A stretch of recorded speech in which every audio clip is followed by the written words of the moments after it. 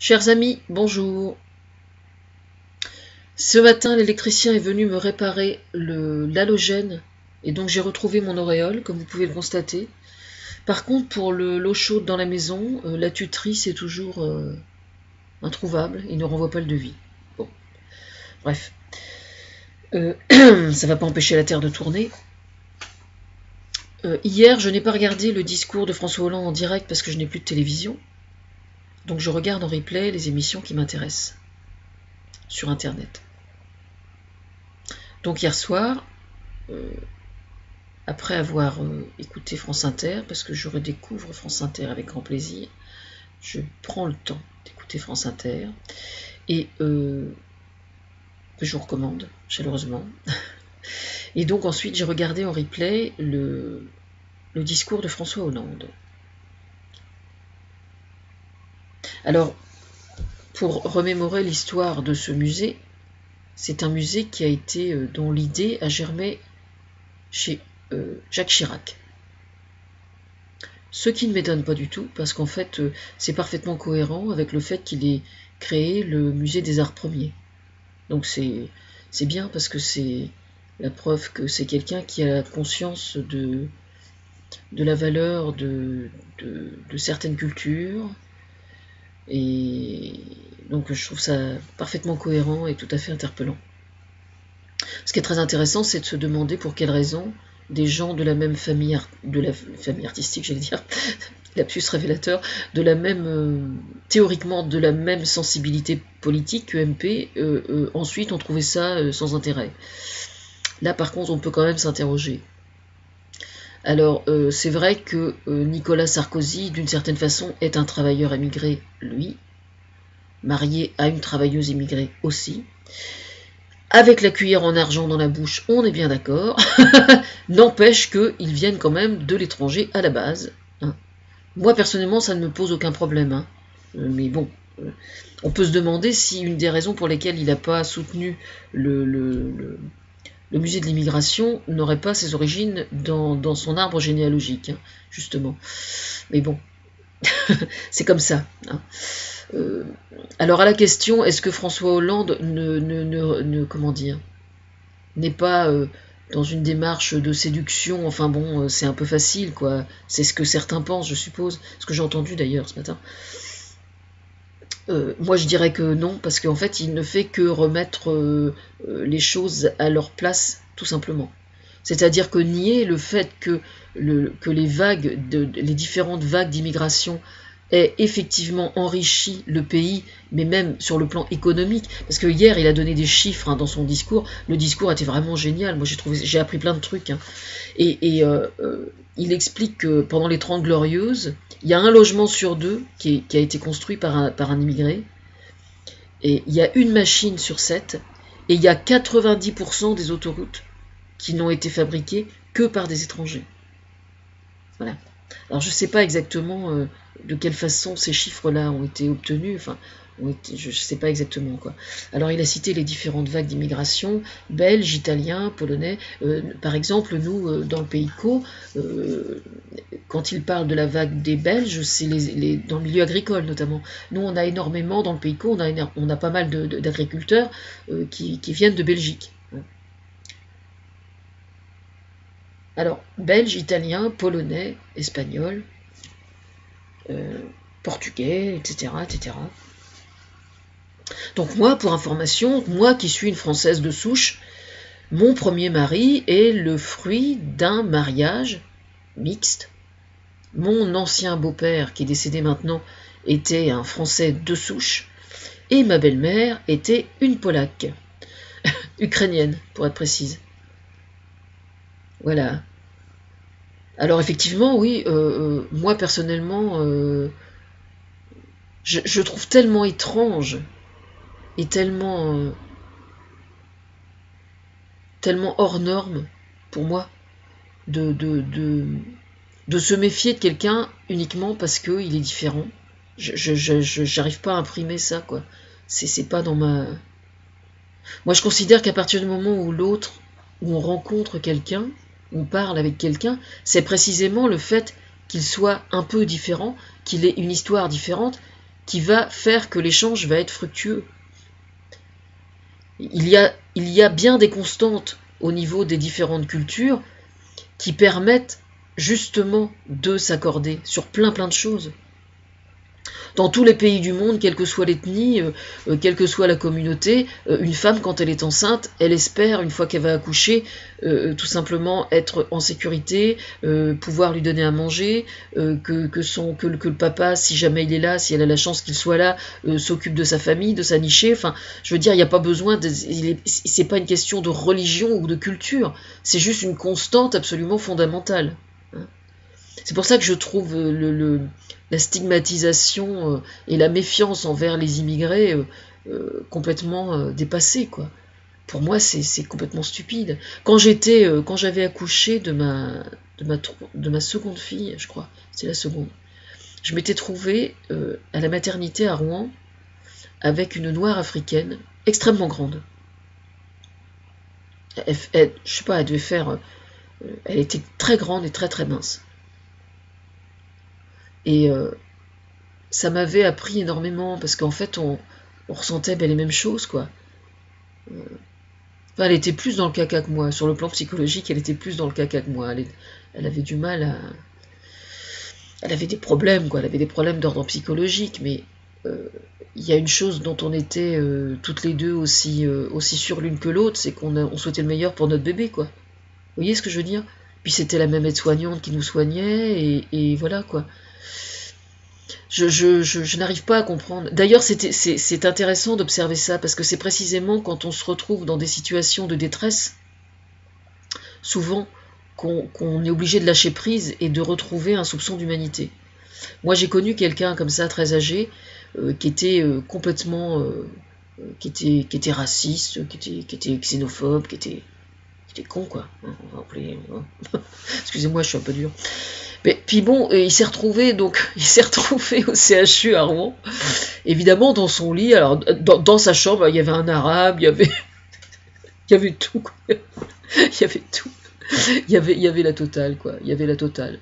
Et puis donc, évidemment, les épouses venaient voir. Et puis évidemment, quand ils se retrouvaient les uns à côté des autres dans le lit, eh ben, ils étaient bien obligés de partager, quoi, je veux dire, leurs inquiétudes, et puis du coup, après 15 jours d'hospitalisation, il était devenu nettement moins con. Bah oui, parce que du coup, il en parlait, et il en parlait pas, il disait pas l'Algérien, il l'appelait par son nom. Vous voyez ce que je veux dire? C'est ça qui est extrêmement intéressant. Et donc, c'est très intéressant justement que je revienne à ça, parce que je reviens justement à la réflexion que Jean-Marie Le Pen et Marine Le Pen avaient fait au sujet du film Intouchable. Voilà. C'est-à-dire que quand on se retrouve, il n'y a que quand on se retrouve menacé dans sa vie physique, quoi, hein, vraiment, quand on se retrouve vraiment en danger, que là, d'un seul coup, il y a des verrous qui se cassent, et on redevient humain, parce qu'on est complètement dans la merde, quoi. Et voilà. Et quand on est dans la merde, en règle générale, bizarrement, on retrouve c'est le réflexe de survie, en fait. Hein. C'est le réflexe de survie qui nous sauve la mise, d'une certaine façon, quoi.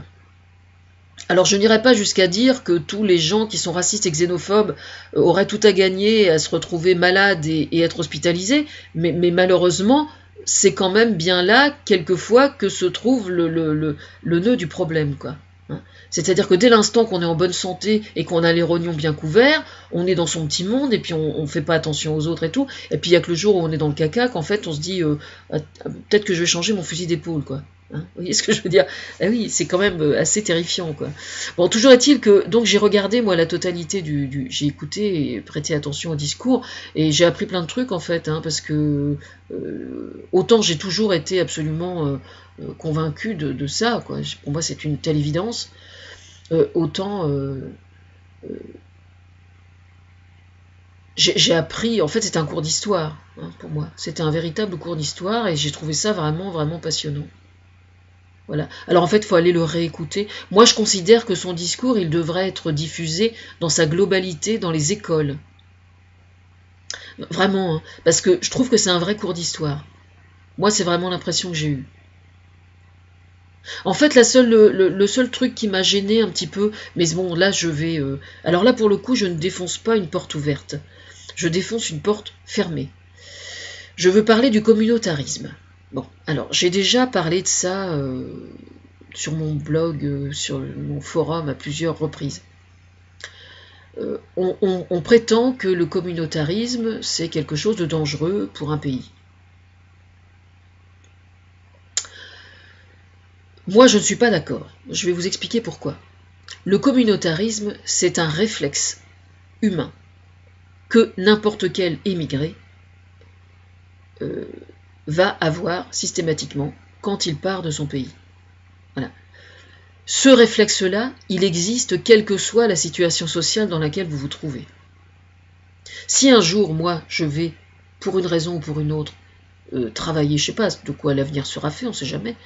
Si un jour je me retrouve même pour des vacances à la limite, si vous vous retrouvez dans un pays autre que le vôtre, instinctivement, vous allez prêter beaucoup plus d'attention aux Français qui sont dans le pays où vous êtes. Voilà. Imaginez que vous êtes en vacances quelque part, vous avez un problème, le premier réflexe que vous allez avoir, ça va être de contacter votre ambassade. Sur le plan politique, je trouve ça tout à fait justifié, hein, je ne suis pas en train de remettre en cause, mais ce que je veux dire par là, c'est que on cherche à se rassurer systématiquement en regardant ses semblables et donc de notre pays d'origine. Voilà. Et quelqu'un qui part vivre à l'étranger, il est parfaitement logique et parfaitement cohérent qu'il ait le réflexe communautariste. Le problème réside dans le fait que ce réflexe communautariste doit être accepté. C'est important qu'il soit accepté, parce qu'à partir du moment où il est accepté, ensuite on peut les aider à le gérer, ce réflexe communautariste. C'est pour ça que c'est par exemple important d'y faire attention au niveau de l'immobilier, par exemple, dans les villes. C'est-à-dire éviter qu'il y ait de véritables ghettos par ethnie. Ça, oui, ça je suis d'accord, il faut lutter contre ça. Mais de grâce, quand vous voyez un commerçant qui n'est pas de votre culture s'installer dans votre coin, eh bien c'est là justement que se trouve l'ouverture d'esprit, c'est là que se trouve l'enrichissement. Hein. Il n'est absolument pas question de tolérer n'importe quoi, parce que les lois de la République, elles doivent être respectées, on est bien d'accord, mais il n'empêche que de criminaliser ou de stigmatiser le réflexe communautariste, c'est complètement stupide. Et pour moi, c'est vraiment une erreur d'envisager les choses comme ça. En fait, l'idéal, c'est que le réflexe communautariste se fasse surtout... Bon, il se fait spontanément au niveau de l'argent, hein, avec les tontines, et c'est très bien. Quelle intelligence. C'est très bien. Il se fait par les tontines. Bon, mais sur le plan culturel, par exemple, moi je suis désolée, s'il y a un aspect sur lequel le communautarisme doit être carrément encouragé, c'est bien sur le plan culturel. Alors là, oui, franchement. D'ailleurs, tiens, j'ai un truc à raconter sur le sujet. J'ai vu différents reportages au sujet des vagues d'immigration actuelles, envoyées spéciales, etc., enfin, sur France 2, les émissions habituelles. Et il y avait notamment l'île de Melilla. Et donc oui, j'ai vu qu'il y avait des plaies à la jambe et tout. Évidemment, moi j'ai une plaie à la jambe, il se trouve qu'ils ont des plaies à la jambe aussi. Évidemment, ils sont obligés d'escalader des grillages avec des trucs à serrer, enfin c'est juste épouvantable. Et moi j'aimerais bien en fait que dans chaque pays d'Europe, il y ait ce travail de mémoire, parce que c'est un travail de mémoire, là, le musée de l'immigration. Hein. C'est un véritable travail de mémoire, et je trouve ça vraiment génial. Moi, je considère que dans tous les pays du monde où il y a eu des vagues migratoires comme ça, il est souhaitable qu'il y ait soit un mémorial, soit un musée. Moi, je verrais très bien, par exemple, dans les plantations de coton aux États-Unis, un endroit qui soit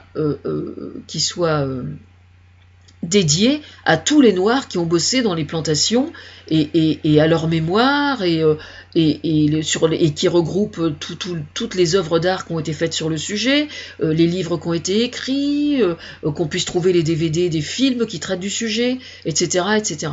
Je trouve que ce serait super intéressant à faire. Et c'est bien parce que ça donne l'occasion justement de restituer, comment dire, je comprends bien que c'est douloureux, hein, on est bien d'accord, surtout quand on voit comment ça se passait là-bas, je comprends parfaitement, mais justement, c'est important pour arriver à tourner la page, de leur rendre hommage. Et je parle des Noirs, des Noirs américains dans les plantations de coton, mais c'est pareil dans plein de régions du monde, hein. Je veux dire, moi, je suis du pays de Caux, ici en Haute-Normandie. On sait bien que les Polonais étaient payés à coups de pompe dans le cul ou avec des bouteilles de Calva, quoi. Je sais, hein. Je sais. Hein. Bah oui, bien sûr. Hein. Je veux dire, quand ils sont arrivés dans le Nord pour faire toute la merde après la guerre, c'est pareil. Hein. Je veux dire, moi, je trouve tout à fait normal, justement, qu'il y ait quelque chose qui leur rende hommage à chaque fois. C'est important. Voilà. Et oui, pour en revenir donc au reportage que j'ai vu, j'ai trouvé ça vraiment passionnant et juste absolument terrifiant, quoi. C'était dur, hein. C'était vraiment dur. Je vais essayer de retrouver les liens. Et donc justement, quand on parle de communautarisme, c'était très intéressant. De toute façon, évidemment, comme je suis l'inspiratrice de plein de choses, et je sais que le reportage a été fait dans ce sens-là, et j'ai trouvé ça très bien. Il se trouve que les ONG sur place, à Calais, etc., fournissent des bâches et tout pour qu'ils se fabriquent des abris dans les bois, et ils sont pays par pays. Donc c'est bien la preuve que le réflexe communautaire est là, et c'est normal. Ils se sentent en danger, donc ils ont besoin de se rassurer entre eux, ce qui est parfaitement légitime. Parfaitement légitime. Le réconfort qu'ils trouvent entre eux est autant de réconfort qu'ils ne vont pas être tentés d'aller chercher ailleurs pour l'instant. Donc c'est important quand quelqu'un souffre, c'est la personne qui souffre qui est la mieux à même comment dire, d'expliquer comment on peut l'aider le mieux possible. C'est pour ça que c'est important de libérer la parole, y compris quand ce sont des souffrances. Là, c'était terrifiant, quand on voyait des jeunes hommes avec des blessures absolument incroyables aux jambes, parce que ce sont des gamins, quoi. Ce sont des gamins. Ils ont des plaies absolument hallucinantes aux jambes. Vous voyez ce que je veux dire? C'est vraiment dingue. Alors moi j'ai quelque chose à proposer à leur sujet justement, qui présenterait le gros avantage de proposer un hébergement nomade. C'est-à-dire que dans l'hypothèse où on n'en ait plus besoin, on pourrait les démonter, ce serait de trouver des yourtes. Parce que les yourtes c'est quand même assez grand, hein. On peut mettre quand même pas mal de monde dedans. Et si les ONG qui sont sur place pouvaient trouver des yourtes et installer des yourtes, une yourte par communauté par exemple, je pense que ça serait... parce que moi j'ai peur au froid là, hein. Le froid va arriver et il va falloir gérer, quoi. Et puis ce travail de mémoire sur l'immigration, moi j'aimerais bien qu'il soit fait au sein de chaque pays, et j'aimerais bien que l'Europe arrive à prendre ses responsabilités véritablement, quoi. Parce que c'est au niveau européen que ça doit se faire, hein. Je veux dire, aujourd'hui, quand vous avez sur 10 immigrés qui sont en France, qui posent le pied sur le sol français, les 10 ne veulent pas rester en France. Vous en avez peut-être la moitié qui veulent passer uniquement en France et partir dans un autre pays. Donc c'est pour ça que moi j'ai demandé plutôt une carte d'identité provisoire européenne, de telle sorte qu'ils puissent aller et venir d'un pays à l'autre pour trouver du travail, et selon les opportunités de chaque pays, qu'ils puissent... Et puis à un moment, ils vont avoir envie de se fixer. Parce que sur 10 personnes qui arrivent en France, au moment où ils arrivent, chacun d'eux, au moment où ils arrivent, ils ont un rêve, hein, ils ont un objectif. Mais au fur et à mesure qu'ils vont être confrontés aux difficultés et aux souffrances, aux problèmes, à la maladie peut-être, au fait de ne pas pouvoir communiquer avec leur famille d'origine, au fait de ne pas pouvoir rejoindre leur famille, etc., comment dire, leur objectif va bouger. C'est-à-dire qu'ils vont changer d'avis. Malheureusement, la situation n'est pas encore au point où on est en droit d'espérer qu'ils aient envie de ne pas partir ou qu'ils aient envie de retourner là-bas, et j'espère que ça va venir, parce que c'est ça qui serait idéal, bien évidemment. Mais ils peuvent, par exemple, là sur l'île de Melilla, il y avait justement un jeune évangéliste qui était là et qui a dit « Bah moi j'ai décidé tout compte fait de rester là. Je me suis rendu compte que j'avais plus ma place ici, parce que je peux faire ci, je peux faire ça, j'ai trouvé de quoi me loger, etc. » Et du coup, il a trouvé, lui, son chemin. Et voilà, vous pouvez très bien avoir quelqu'un d'autre qui sait pratiquer un autre métier, et puis qui va dire, ah bah, tout compte fait, tiens, je change mon fusil d'épaule, je vais plus faire pareil. Les gens essaient de ne pas mourir, quoi. Les gens essaient de ne pas mourir et donc essaient de trouver des solutions à leurs problèmes. Mais chacun a un projet de vie différent et leur projet de vie est susceptible de changer. Donc c'est pour ça que la législation vis-à-vis de l'immigration doit s'adapter à ça. Tous ces gens-là ne veulent pas rester en France. Beaucoup veulent simplement passer. Voilà. C'est pour ça que ça concerne chaque pays d'Europe, et c'est parce que ça concerne chaque pays d'Europe que c'est un problème effectivement strictement européen, et que c'est à l'Europe de le prendre en charge. Voilà. Et c'est pour ça que nous allons faire la guerre contre l'État islamique, etc., dans cette partie du monde, au Moyen-Orient, parce que justement, le but recherché, c'est que ces populations souhaitent ne plus partir de chez eux et souhaitent rester chez eux. C'est-à-dire qu'on essaie de prendre le problème en amont et à la base. Chose qui n'a absolument jamais été faite en France, ni au niveau mondial d'ailleurs, en général. Il est rare quand un pays est allé faire la guerre quelque part, que ce soit pour dire c'est pour simplement qu'ils restent en paix et qu'ils retournent chez eux. C'est assez rare. J'ai jamais entendu, moi personnellement. Ça a peut-être déjà été tenu comme discours, mais j'ai jamais entendu, quoi. Voilà. Oui, alors pour revenir à Marine Le Pen et Jean-Marie Le Pen, quand le film Intouchable était sorti, ils avaient trouvé absolument pitoyable de montrer des immigrés qui venaient en aide à un bon petit Français qui était handicapé. Ça dénote bien la bêtise, parce qu'on sait bien malheureusement que tous les métiers les plus dévalorisants, les plus désagréables, etc., sont en très grande partie tenus toujours par des immigrés. Que ça plaise ou pas, c'est quand même la vérité. Et dans les hôpitaux, c'est pareil. Les femmes de ménage, les aides-soignantes, dès l'instant qu'il s'agit de prendre soin des gens, on est bien content de trouver quelqu'un, et on se fout pas mal. Quand vous êtes en train de pleurer, celui qui va vous donner un mouchoir, vous vous foutez pas mal de savoir s'il a la peau noire, s'il est algérien, s'il est maghrébin, s'il est quoi que ce soit. Non, vous prenez le mouchoir et vous séchez vos larmes. Puis en général, à ce moment-là, vous avez l'intelligence de vous taire aussi. Voilà.